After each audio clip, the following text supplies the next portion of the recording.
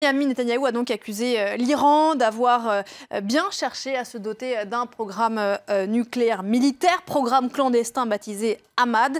Iran lied, l'Iran a menti, a dit le Premier ministre israélien. Est-ce que c'est la première fois qu'Israël profère de telles accusations? Dans le calendrier dans lequel nous sommes, oui.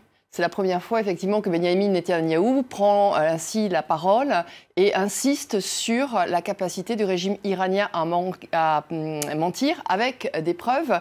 Vous l'avez dit, démonstration faite à la télévision. Benyamin Netanyahou est au ministère de la Défense. Il a des écrans derrière lui et donc il justifie ses déclarations par la découverte 100 000 pages et documents qui sont enregistrés sur presque 200 CD. Donc vous voyez, on est effectivement dans l'opulence.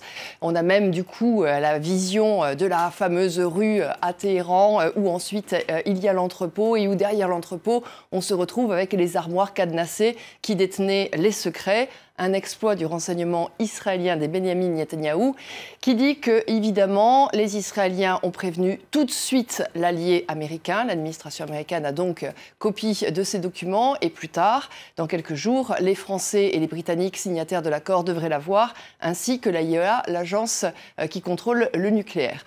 Problème, évidemment, ces révélations font choc, mais les experts disent qu'il n'y a rien de nouveau. Rien de nouveau parce que ce qui aurait été intéressant, ce qu'on attendait, c'était est-ce que l'Iran a menti depuis qu'elle a signé, depuis 2015 ? Et effectivement, Benyamin Netanyahou dit que ce n'est pas le cas.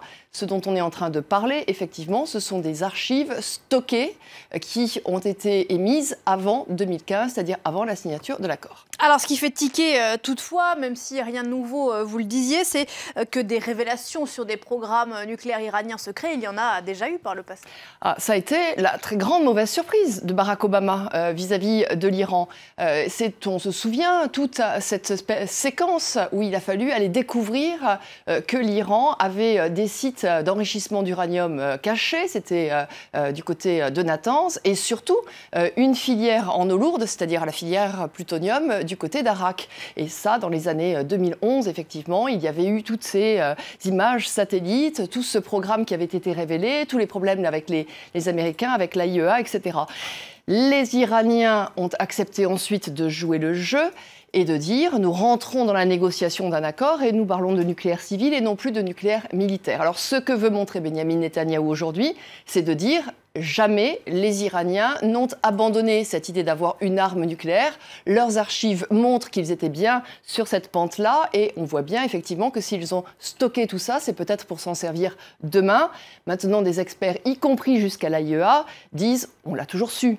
On a toujours su qu'ils voulaient se doter de l'arme nucléaire, même si je vous rappelle que le guide dit ce n'est pas dans notre religion, donc on ne peut pas le faire. Mais les experts disent on l'a toujours su. Mais les Iraniens ont arrêté en 2015, date de la signature.